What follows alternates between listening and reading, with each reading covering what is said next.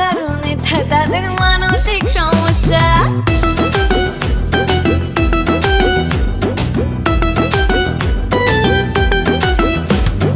আমার ভালো দেখলে যাদের মনে অমাবস্যা, আসল কারণ এটা তাদের মানসিক সমস্যা।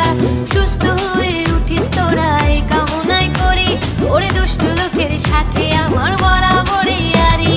যতই করিস হিংসা তোরা, আমি বড়ই বেপরোয়া, ভয় ডর নেই যে যা বলবে তোদের জ্বলবে।